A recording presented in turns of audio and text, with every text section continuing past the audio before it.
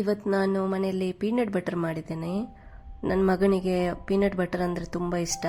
ಹಾಗೆ ಇವತ್ತು full ಖುಷಿಯಲ್ಲಿದ್ದಾನೆ. So ಬನ್ನಿ ಹೇಗೆ ಮಾಡೋದಂತ ಹೇಳ್ತೇನೆ. ಒಂದು ಪ್ಯಾನಲ್ಲಿ ಶೇಂಗಾ ಬೀಜನ ಹಾಕ್ಕೊಂಡು ಅದನ್ನ ಸರಿಯಾಗಿ ಹುರಿದುಕೊಳ್ಳಿ. ಅದು ಸರಿಯಾಗಿ ಕೆಂಪಾಗಬೇಕು, ಆವಾಗ ಮಾತ್ರ ಅದರ ಸಿಪ್ಪೆ ತೆಗಿಯೋಕ್ಕಾಗತ್ತೆ.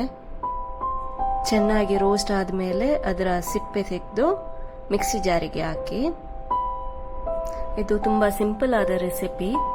ಸೊ ಅಂಗಡಿಯಿಂದ ತರುವ ಬದಲು ಮನೆಯಲ್ಲಿ ಮಾಡಿ ಇಟ್ಟರೆ ತುಂಬ ಒಳ್ಳೆಯದು. ಯಾಕೆಂದರೆ ಮನೆಯಲ್ಲಿ ನಾವು ಕ್ಲೀನಾಗಿ ಮಾಡಬಹುದು.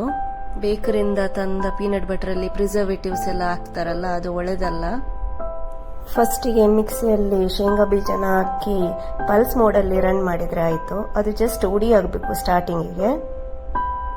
ಇದನ್ನ ಡ್ರೈ ಆಗಿ ಗ್ರೈಂಡ್ ಮಾಡಬೇಕು. ನೀರಂತೂ ಹಾಕ್ಲಿಕ್ಕೆ ಇಲ್ಲ, ನೀರು ಹಾಕಿದ್ರೆ ಅದು ಹಾಳಾಗುತ್ತೆ. ಸೊ ನೀರು ಹಾಕೋ ಬದಲಿಗೆ ನಾನಿಲ್ಲಿ ಸ್ವಲ್ಪ ತೆಂಗಿನ ಎಣ್ಣೆ ಹಾಕ್ತಾ ಇದ್ದೀನಿ.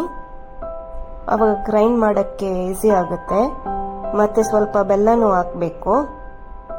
ಬೆಲ್ಲ ಗ್ರೈಂಡ್ ಆಗುವಾಗ ಅದರದ್ದು ಸ್ವಲ್ಪ ನೀರಿನ ಅಂಶ ಬಿಡುತ್ತೆ, ಆವಾಗ ಗ್ರೈಂಡ್ ಮಾಡೋಕ್ಕೆ ಈಸಿ ಆಗುತ್ತೆ.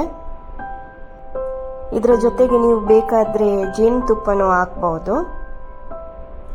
ಇದು ಗ್ರೈಂಡ್ ಆಗೋಕ್ಕೆ ಮಾತ್ರ ಸ್ವಲ್ಪ ಟೈಮ್ ತಗೊಳುತ್ತೆ. ಇದು ಗ್ರೈಂಡ್ ಮಾಡುವಾಗ ಸ್ವಲ್ಪ ಮಿಕ್ಸಿ ಬಿಸಿ ಆಗುತ್ತೆ. ಸೊ ಅದು ಹೆದರ್ಬೇಕಂತ ಇಲ್ಲ. ಮಧ್ಯದಲ್ಲಿ ಸ್ವಲ್ಪ ಗ್ಯಾಪ್ ಕೊಟ್ಟು ಗ್ರೈಂಡ್ ಮಾಡಿ.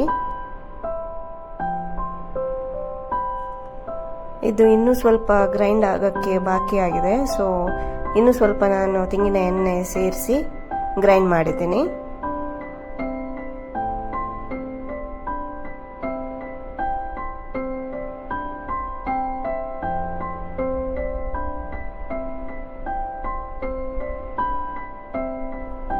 ಇವಾಗ ಇದು ಗ್ರೈಂಡ್ ಆಗಿ ರೆಡಿ ಆಗಿದೆ. ಇಷ್ಟು ಕನ್ಸಿಸ್ಟೆನ್ಸಿ ಬಂದರೆ ಸಾಕು. ಇನ್ನು ಇದನ್ನ ಒಂದು ಏರ್ ಟೈಟ್ ಕಂಟೈನರಲ್ಲಿ ಹಾಕಿ ಇಟ್ಟರೆ 15 ಡೇಸ್ ತನಕ ಇದು ಏನಾಗಲ್ಲ.